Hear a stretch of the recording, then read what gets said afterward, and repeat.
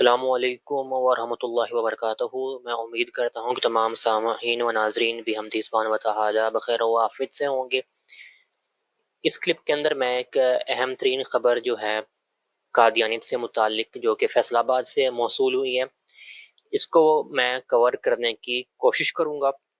اور جو تفصیلات ابھی تک موصول ہوئی ہیں ان کو میں آپ لوگوں کے سامنے رکھوں گا، اور اسی خبر کے متعلق جو بھی قادیانی مواد ہے یا آپ کہہ لیں مرزا قادیانی کے حوالے ہیں، وہ حوالے بھی میں ساتھ میں اٹیچ کر دوں گا، اور ان پر میں مختصر سا تجزیہ بھی پیش کر دوں گا۔ بات آگے بڑھانے سے پہلے آپ لوگوں سے گزارش ہے کہ اگر آپ لوگوں نے میرا چینل تجزیاتی مکالمہ ود بابا جی ابھی تک سبسکرائب نہیں کیا ہوا تو اس کو سبسکرائب کر لیں، اور جو مستقبل کے نوٹیفیکیشنز ہیں ان کو بھی آپ آن کر لیں۔ تو چلیں ہم بات اب آگے بڑھاتے ہیں۔ تو خبر کچھ یوں ہے کہ فیصل آباد کے محلہ مصطفیٰ آباد کی گلی نمبر 2 میں ایک گھر میں ایک قادیانی ملعون کی لاش ملی ہے، اور یہ ملعون قادیانی جو کہ گستاخیاں کرتا تھا، اس کو موت بھی اپنے ملعون مرزا قادیانی جیسی ملی ہے، یعنی لیٹرین میں۔ اور ذرائع سے اطلاع یہ موصول ہوئی ہے کہ یہ جو ملعون قادیانی تھا جس کا نام حجاز احمد ہے، یہ سوشل میڈیا پر گستاخیاں کرتا تھا اور مرزا قادیانی کا یہ دفاع کرتا تھا، اور اس ملعون کی ابھی ویڈیو بھی آپ لوگ اسکرین پر دیکھ رہے ہوں گے، اور ساتھ میں یہ بھی اطلاعات ہیں کہ اس کو جو ہے نا باتھ روم میں یعنی لیٹرین میں مرے ہوئے کوئی 4 دن گزر گئے تھے، اور 4 دن بعد جب اس کی لاش سے تعفن اٹھنے لگا اور بدبو اٹھنے لگی تو اس کے محلہ دار قادیانیوں نے پولیس سے رابطہ کیا۔ پھر پولیس والے جو ہیں وہ اس ملعون کے گھر کا دروازہ توڑ کر داخل ہوئے، اور بدبو کی جو ہے نا جگہ کی شناخت کرتے ہوئے یہ لیٹرین تک پہنچے، اور دیکھا کہ جو اعجاز احمد ملعون ہے قادیانی، یہ لیٹرین میں گر کر مرا ہوا ہے، اور اس کی لاش میں جو ہے جیسا کہ آپ لوگوں نے ویڈیو میں دیکھ لیا ہے کیڑے پڑے ہوئے ہیں، اور لاش گلنا سڑنا شروع ہوئی تھی۔ تو اب دیکھ لیں ایک ملعون قادیانی جس نے مرزا قادیانی کی طرح اپنی زندگی گستاخیاں کرنے میں وقف کر دی تھی، اور مرزا قادیانی کی طرح اس کو لیٹرین میں موت آئی ہے، تو اب ہم جو ہیں مرزا قادیانی کی کتابوں سے دیکھیں گے کہ مرزا قادیانی کو خود جو ہے نا کیسے موت آئی تھی، اور موت کے وقت اس کے کیا حالات تھے۔ تو حوالہ جات میں آپ لوگوں کے سامنے رکھتا ہوں، اور اس پر جو میرا مختصر سا جو تجزیہ ہوگا وہ بھی میں آپ لوگوں کے سامنے پیش کر دوں گا۔ اب میرے سامنے مرزا قادیانی کی موت کے متعلق حوالہ جات کھلے ہوئے ہیں کہ مرزا قادیانی کو کیسے موت آئی۔ تو سب سے پہلا حوالہ جو ہے وہ ہے مرزا قادیانی کے سسر کی لکھی ہوئی کتاب حیات ناصر سے، اور اس کتاب کا صفحہ 14 ہے، اور یہاں پر لکھا ہوا ہے صفحہ 14 پر کہ میر ناصر کہتا ہے، جب میں حضرت صاحب لعنت اللہ علیہ کے پاس پہنچا اور آپ لعنت اللہ علیہ کا حال دیکھا تو آپ لعنت اللہ علیہ نے مجھے مخاطب کر کے فرمایا،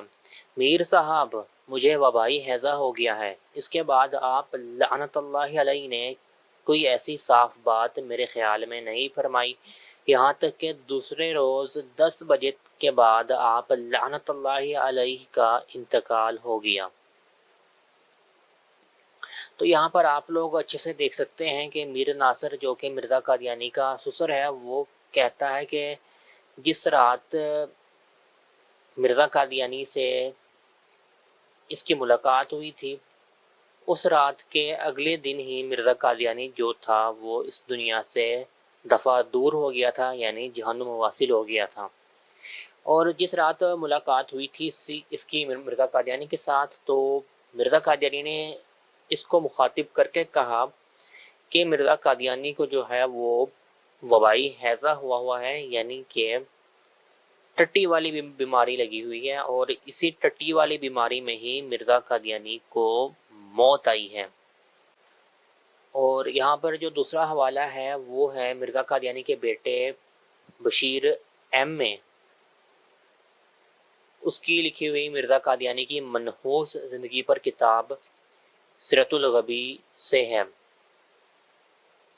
اور یہاں پر بطور حوالہ سیرت الغبی جلد اول حصہ اول صفحہ 9، اور اس صفحے پر موجود قادیانیوں کی ایک نام نہاد روایت موجود ہے، اور اس روایت کا نمبر 12 بنتا ہے۔ اور اس روایت میں مرزا قادیانی کی موت کے متعلق دو بندوں کا آنکھوں دیکھا احوال موجود ہے۔ پہلا جو احوال ہے وہ بشیر احمد کا خود بیان کرتا ہے، جو کہ اتنا اہم نہیں ہے، اور جو دوسرا احوال ہے آنکھوں دیکھا وہ ہے نچو بیگم کا، جو حد سے زیادہ اہم ہے، کیونکہ اس کے اندر کچھ باریک باتیں مرزا قادیانی کی موت کے متعلق لکھی ہوئی ہیں کہ آخری لمحوں میں مرزا قادیانی کا حال کیسا تھا۔ تو یہ آگے ہیں ہم لوگ یہاں پر مرزا قادیانی کے متعلق نچو بیگم کا آنکھوں دیکھا ہے احوال کے اس کی زندگی کے آخری حالات، آخری جو لمحات ہیں وہ کیسے تھے، اور یہ ٹوٹل کوئی 12-13 لائنیں ہیں، اور ان میں سے صرف میں کچھ ہی لائنیں میں پڑھ کر آپ لوگوں کو بیچ میں سے سناؤں گا، اور انہی کا میں خلاصہ پیش کر کر ایک تجزیہ پیش کروں گا، بطور خلاصہ ہی آپ کہہ سکتے ہیں۔ نچو بیگم یہاں پر کہہ رہی ہے کہ تھوڑی دیر کے بعد مرزا قادیانی نے کہا تم اب سو جاؤ۔ نچو بیگم نے کہا نہیں میں دباتی ہوں۔ اتنے میں مرزا قادیانی کو ایک اور دست آیا، مگر اب اس قدر ضعف تھا اس کو کہ مرزا قادیانی پخانہ نہیں جا سکتا تھا، اس لیے نچو بیگم نے چارپائی کے پاس ہی انتظام کر دیا تاکہ ادھری مرزا قادیانی جو ہے چارپائی کے پاس بیٹھا بیٹھا جو ہے وہ حگ دے اور وہیں پر فارغ ہو حگ کر، اور مرزا قادیانی وہیں پر بیٹھ کر یعنی کہ چارپائی کے پاس ہی بیٹھ کر فارغ ہوا اور پھر اٹھ کر لیٹ گیا، اور نچو بیگم جو تھی وہ مرزا قادیانی کے پاؤں دبا رہی تھی، مگر مرزا قادیانی کو ضعف یعنی کہ کمزوری بہت ہو گئی تھی، اور اس کے ساتھ ہی مرزا قادیانی کو ایک اور دست آیا اور ساتھ میں الٹی آ گئی، اور جب مرزا قادیانی الٹی کر کے فارغ ہوا تو اس کو اتنی کمزوری تھی کہ لیٹتے لیٹتے اس کا سر چکرایا، اور سر چکراتے ہوئے سیدھا جو چارپائی کا پایا تھا اس کے ساتھ جو ہے مرزا قادیانی کا سر جا کر ٹکرا گیا، اور مرزا قادیانی کی جو حالت تھی وہ مزید دگرگوں ہو گئی۔ تو آپ لوگ دیکھ سکتے ہیں کہ مرزا قادیانی ایک طرح سے لیٹرین میں ہی گر کر مرا ہے،